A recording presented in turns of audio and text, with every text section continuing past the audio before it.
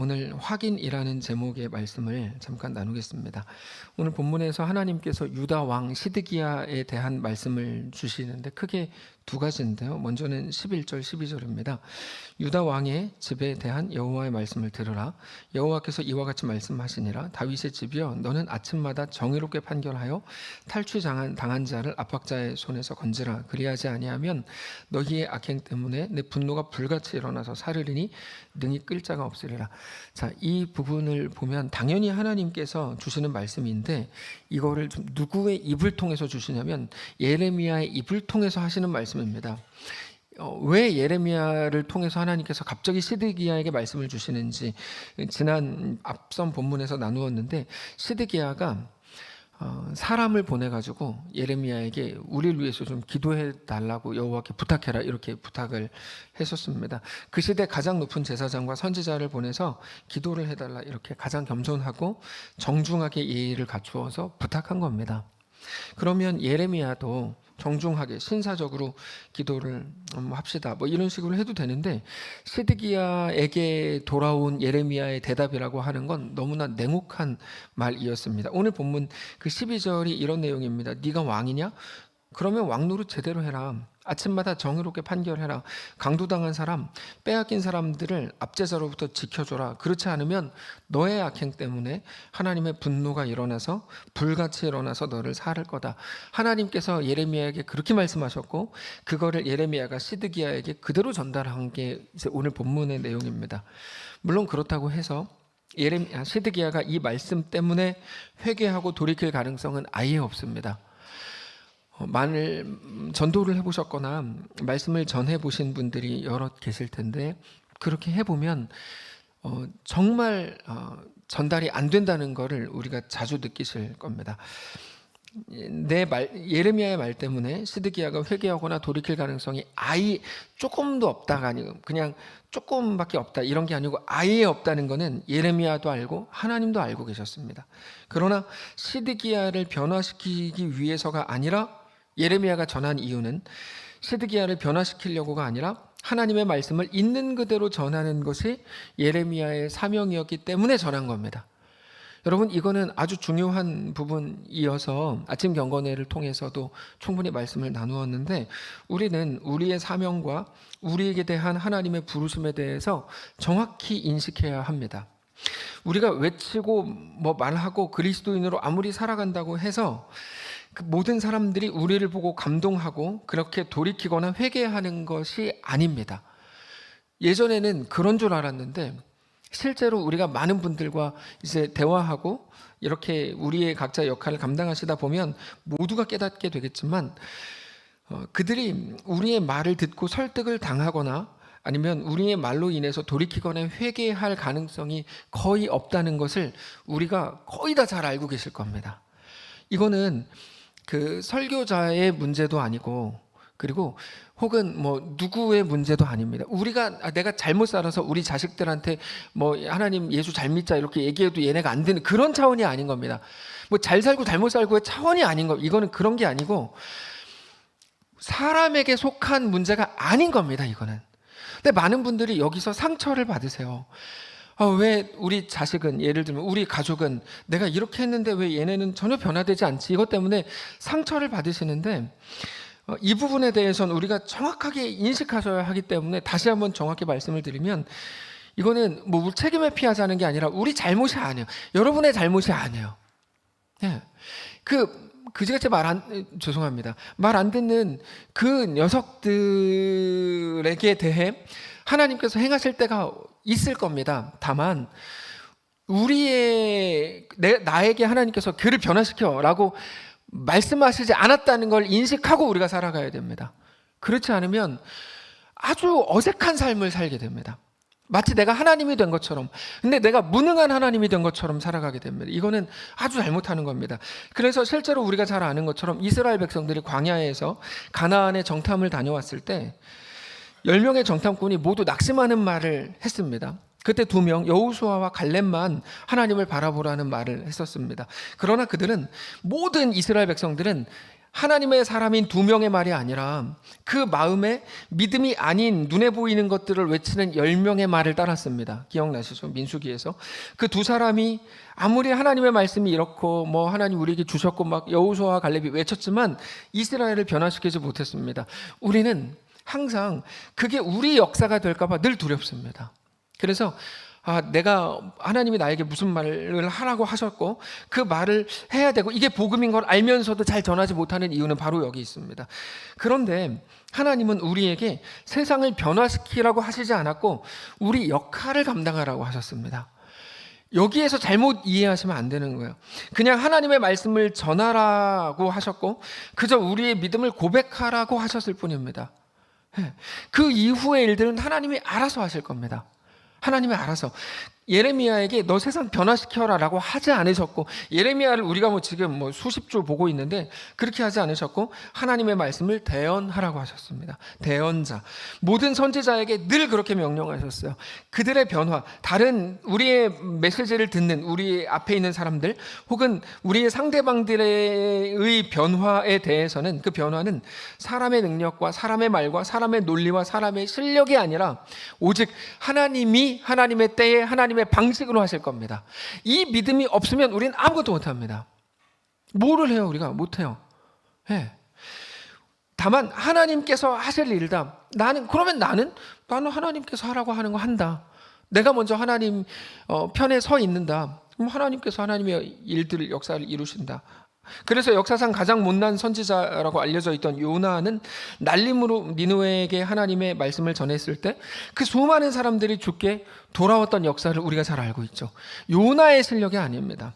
실제로 에스겔 2장에서 이렇게 말씀하십니다. 찾아봅시다. 에스겔 2장. 찾자고 하는 건 자막에 못 쓴 겁니다. 에스겔 2장 4절. 에스겔 2장 4절. 1152페이지 구약성경 1152페이지입니다.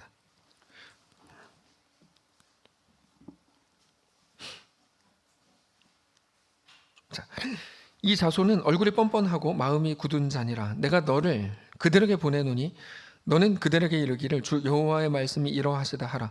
그들은 패역한 족속이라. 그들이 듣든지 아니 듣든지 그들 가운데 선지자가 있음을 알지니라. 인자야, 너는 비록 가시와 찔레와 함께 있으며 전갈 가운데 거주할지라도 그들을 두려워하지 말고, 이게 무슨 말인지 대충 이해가 되시는 거죠? 그들의 말을 두려워하지 말지어다. 그들은 패역한 족속이라도 그 말을 두려워하지 말며 그 얼굴을 무서워하지 말지어다. 그들은 심히 패역한 자라. 그들이 듣든지 아니 듣든지 너는 내 말로 고하라. 이렇게 되어 있습니다. 그들이 듣든지 아니 듣든지, 그들이 듣고 변화되고 대단하게 감격적인 일이 일어날 거를 기대하라고 하시지 않아요. 너네가 복음을 잘못 전했기 때문이야. 니네가 실력이 없기 때문이야. 니네가 잘못 살았잖아 라고 우리를 책망하시지 않고 하나님께서 너네는 너네의 역할을 해. 그들이 들을 수도 있고 듣지 않을 수도 있어. 그거는 내일이야. 이거야. 그들은 내일이야. 예수님께서 제자들을 둘씩 짝지어서 보내시죠. 그럼 그랬을 때 뭐라고 하세요? 야, 그들이 너희를 다 받아줄 거야. 니네가 똑바로만 하면. 안 그러셨어요. 그들이 너희를 거부할 수도 있고.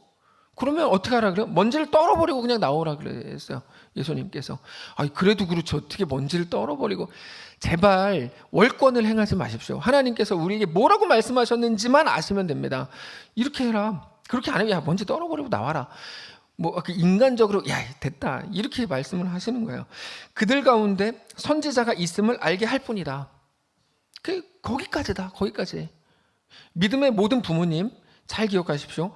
하나님이 우리에게 맡기신 것까지만 하십시오. 물론 너무 애가 타고 간절하게 하나님께 간구하는 거 너무 당연한 일이죠. 그러나 그래도 우리의 역할까지가 무엇인지 정확히 깨닫고 우리가 하나님 우리에게 맡기신 일들을 잘 감당해야 될 겁니다. 그런데 그거면 된다. 그게 선지자의 역할이고 우리 역할이다. 뭐가요? 그들이 듣든지 아니 듣든지 자기의 지혜와 실력으로 세상을 변화시키고 올바르게 만들고 대단한 정의를 구현하겠다고 하는 게 얼마나 교만한 말인지 우리는 알아야 합니다. 엄청 교만한 말입니다. 우리의 역할은 그런 게 아닙니다. 교회의 역할도 그런 게 아닙니다. 우리 역할은 뭘까요? 오직 믿음을 말하는 것. 믿음을 고백하는 것. 이 마지막 시대에 하나님을 믿는 사람들이 있었다는 걸 보여줄 뿐입니다. 그것까지입니다. 변화는 하나님이 알아서 하십니다. 그건 우리의 역할이라거나 우리의 위치가 아닙니다. 예레미야가 시드기야에게 하나님의 말씀을 전한다고 해서 시드기야가 변화되는 거 아닙니다. 그럼에도 예레미야는 하나님이 하라고 하신 것이기 때문에 하나님의 말씀을 시드기야에게 전하고 있는 거죠. 그러면 하나님은 왜 시드기야에게 전하라고 하셨을까요? 자, 이건 당연히 시드기야에게 직접적으로 듣게 하기 위해서이기도 했지만 동시에 시드기야만이 아니라 다윗의 모든 집, 영적 이스라엘, 모든 하나님의 백성들에게 주시는 말씀으로 주신 겁니다. 아주 강력한 율법입니다. 강력한 율법. 근데 율법에 대해서 말씀드릴 때 예전에 율법이 뭐라고 말씀드렸죠? 우리는 율법을 규칙이나 테두리로 이해하는 경향이 있는데 그건 잘못된 이해라고 말씀드렸어요. 율법은 해라, 하지 말아라가 아닙니다. 율법은 하나님이 누구신가를 보여주고 계시하기 위해서 우리에게 주신 겁니다. 율법을 통해서 뭐를 해도 되는지, 뭐를 하면 안 되는지가 아니고 그렇게 말씀하신 하나님이 누구신지를 봐야 되는 거야. 안식일에 왜 일하지 말라고 하시는 거죠? 하나님이 주인이시라는 걸 우리에게 알게 하시는 거라고 말씀드렸죠. 하나님이 십계명을 왜 주십니까? 자유로서 주신 거죠. 그래서 출애굽기 20장, 19장, 20장 여기에서 나오는 거, 20장인가요? 여기서 나오는 거죠. 그 이유가 이제까지 한 번도 400년 동안 자유를 경험해 본 적 없는 이스라엘 백성들이기 때문에 이렇게 하는 거죠. 이렇게 하는 게 자유다. 이건데 오히려 또 이걸 또 다 이제 더 어려운 자유가 아닌 반대 속박으로 풀자 많은 사람들이 이렇게 하고 저렇게 하면 안 되고 그렇지 않습니다. 예. 자유로서 하나님께 십계명을 우리에게 주셨죠. 도대체 그거를 말씀하시는 하나님이 누구시고 하나님의 속성은 뭐고 하나님이 어떤 분이신지 우리에게 보여주시는 가장 강력한 것이 바로 율법입니다. 율법을 갖고 우리는 하나님이 누구신지 계속 알아야 해요. 오늘 말씀이 그렇습니다. 하나님께서 하나님의 백성이라면 마땅히 연약한 자를 도와야 된다고 말씀하세요. 네. 그러면 연약한 자를 도와야 됩니까? 당연히 도와야죠. 근데 중요한 건 그거라기보다 하나님이 어떤 분이고 하나님이 행하시는 일이 무엇인지를 깨달아 아는 것이 매우 중요하죠. 그럼 오늘 본문을 보면 무엇을 말씀하실까요? 더 보면 13절에 이렇게 돼 있어요. 여호와의 말씀이니라 골짜기와 평원 바위의 줌이나 보라 너희가 말하기를 누가 내려와서 우리를 치리오 누가 우리의 거처에 들어오리오 하거니와 나는 너의 대적이라 내가 너희 행위대로 너희를 벌할 것이요 내가 또 수풀에 불을 놓아 그 모든 주위를 사르리라 여호와의 말씀이니라. 그들이 가졌던 막연한 자신감에 대해서 하나님께서 이렇게 말씀하세요. 잘 될 거야. 괜찮아질 거야. 좋아질 거야. 우리는 망하지 않을 거야 라고 하는 그 막연한 자신감, 근자감이라고 그러죠. 근거 없는 자신감. 그런 거 없습니다. 너희의 삶이 하나님 앞에 올바르게 되지 않으면 너희는 절대로 너희가 기대하는 것들을 얻을 수 없다. 이게 13절 14절입니다. 근데 이상하게 우리가 사는 지금 이 시대에도 비슷한 낙관론이 있습니다. 열심히 하면 다 잘 될 거야.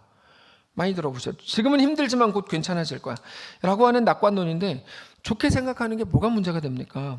그러나 그건 모래 위에 지은 성과 같아서 작은 파도에도 금방 무너져 내린다는 약점이 있습니다. 금방 무너져 내립니다. 긍정에는 힘이 없습니다. 거짓말쟁이가 긍정의 힘이라는 책을 썼는데 말도 안 되는 소리입니다.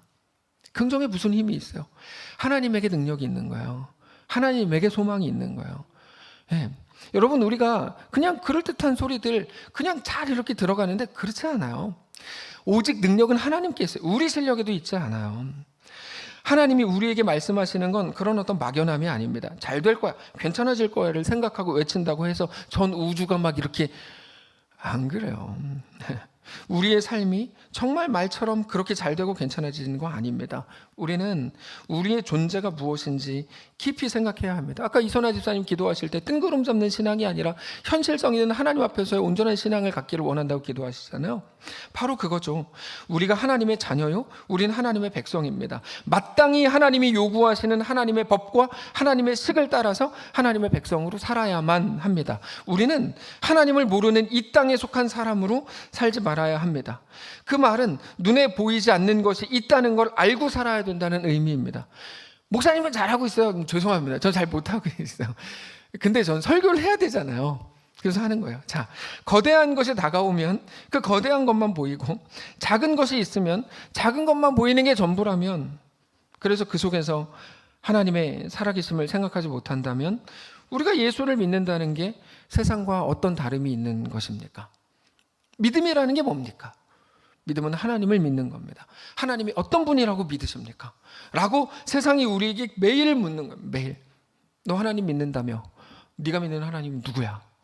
그럼 우리가 쭉 고백해요. 너 진짜야? 이렇게. 아니 뭐 교회 가면 마음이 편안해져. 아 제발 이런 소리는 하지 마시고. 이런 게 아니잖아요. 믿음이라는 게. 하나님이 누구신지, 나는 누군지, 하나님의 자녀로서 하나님은 나에게 무엇을 요구하시는지. 우리는 모든 현상 속에서 항상 하나님을 보아야 합니다. 예수님과 제자들이 탄 배가 큰 풍랑으로 인해 흔들거렸습니다. 제자들 난리가 났습니다. 예수님을 깨웠죠. 우리가 죽게 생겼으니 뭐라도 좀 해보십시오 그랬죠. 분명히 풍랑의 문제입니다. 그렇죠? 그냥 잘 타고 가던 배가 풍랑 때문에 이렇게 됐으니까 풍랑이 문제입니다. 근데 굳이 예수님이 뭐라고 하실 거면 바람과 파도에게 풍랑에게 뭐라 그러셔야죠. 걔네 잘못이니까. 근데 예수님은 제자들에게도 이렇게 말씀하세요. 너희가 왜 그렇게 믿음이 없냐? 이 믿음이 작은 자들아. 이렇게 말씀하세요. 그리고 바람과 파도를 꾸짖으십니다. 마태복음 8장 한번 찾아볼까요? 마태복음 8장 23절입니다. 마태복음 8장 23절.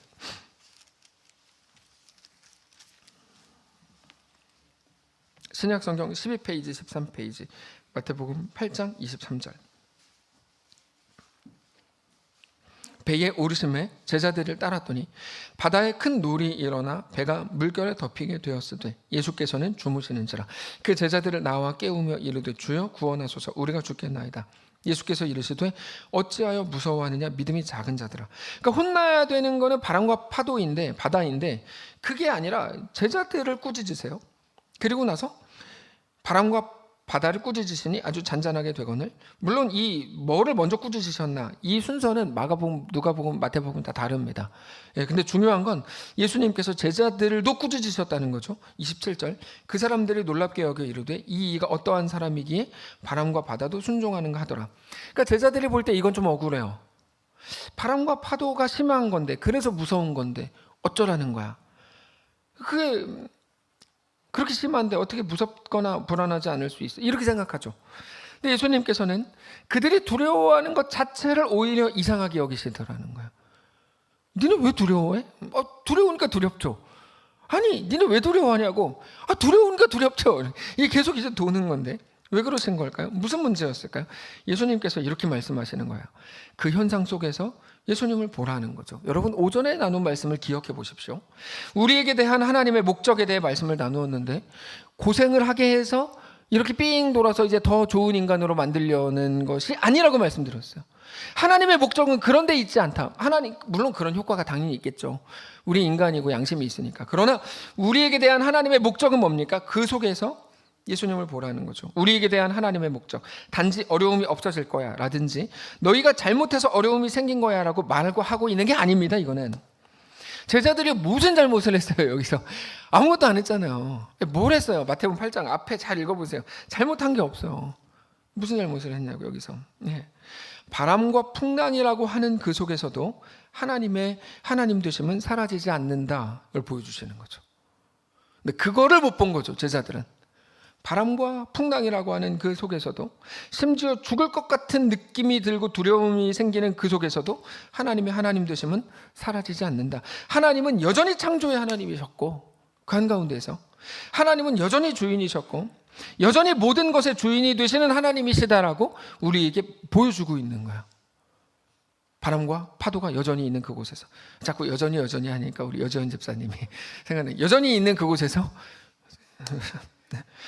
바람과 풍랑 앞에서 우리는 그 하나님을 보아야 하는 거죠. 그래서 마지막 27절에 나오는 사람들의 이 놀람, 어떤 놀람입니까?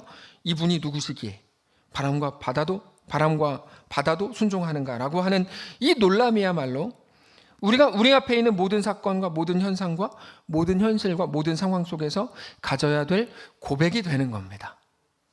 그리고 그 고백을 하라고 제가 설교하고 있는 겁니다. 말씀을 정리하겠습니다.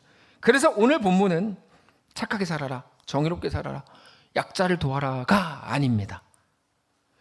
하나님이 누구신가에 대해 가르쳐 주면서 우리가 그 하나님의 백성으로 살아야 되는 존재라는 것을 말씀하고 계시는 중입니다.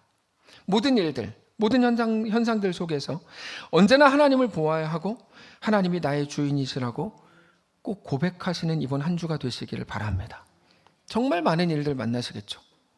그 많은 일들이라는 게 내 잘못이랑 상관없는 일들일 수도 있고 우리의 실수일 수도 있겠죠. 네. 그 속에서 다만 하나님은 우리의 하나님이 되시고 바람과 파도라는 그 세력마저도 하나님의 하나님이 되심을 깨뜨릴 수 없다는 것을 알게 되시길 바라요.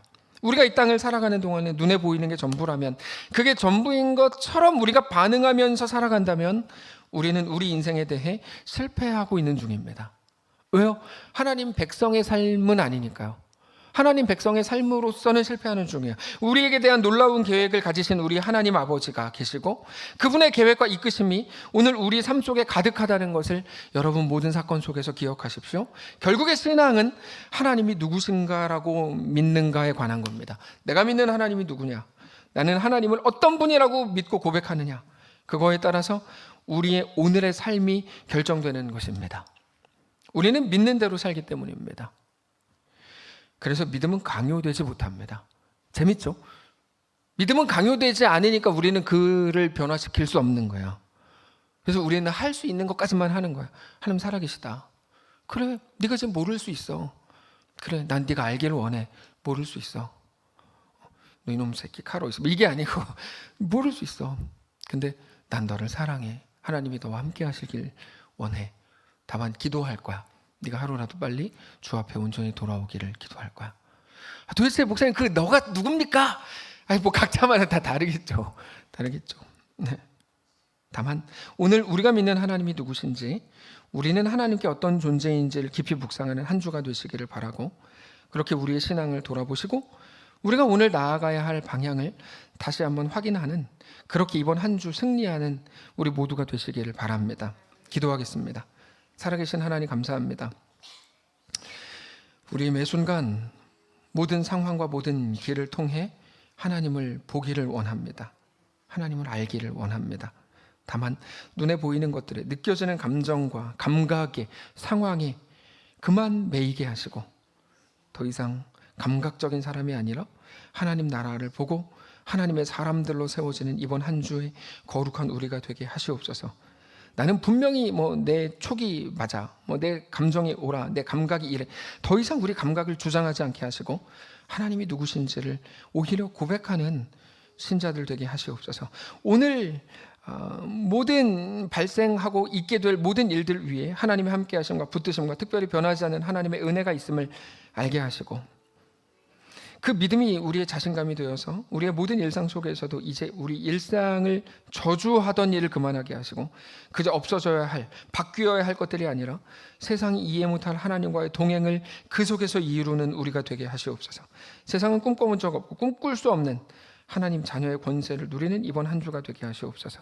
특별히 박동환 집사님, 양경혜 권사님의 첫 손주인 박하루의 도를 맞이해서 감사의 문을 드리게 하시니 감사합니다. 오랜 기다림 후에 얻은 사랑하는 아기를 하나님이 붙드시고 이끄시고 살피시길 원합니다. 믿음의 조부모를 통해 아이가 하나님을 아는 거룩한 아이로 자라게 하시고, 우리 예수님이 그러셨듯이 키가 자라고 지혜가 자라고 하나님과 많은 사람에게 사랑을 받는 아이로 자라나게 하시옵소서. 진정한 행복이 무엇인지를 아는 아이가 되게 하시고 하나님의 꿈을 꾸고 하나님 나라를 마음껏 살아가는 복된 아이로 자라게 하시옵소서. 하나님, 특별히 여기 있는 사랑하는 모든 성도들, 우리가 어디를 가든지 주의 손이 우리를 인도하고 하나님의 강권적인 붙드심으로 모든 것 속에서도 진정으로 만족하고 기쁨이 넘치는 우리 이번 한 주가 되게 하시옵소서.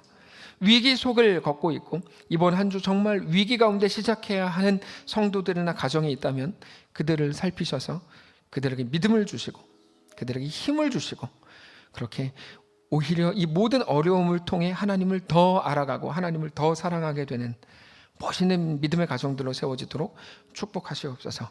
우리 주인 되신 살아계신 우리 주 예수님의 이름으로 기도합니다. 아멘.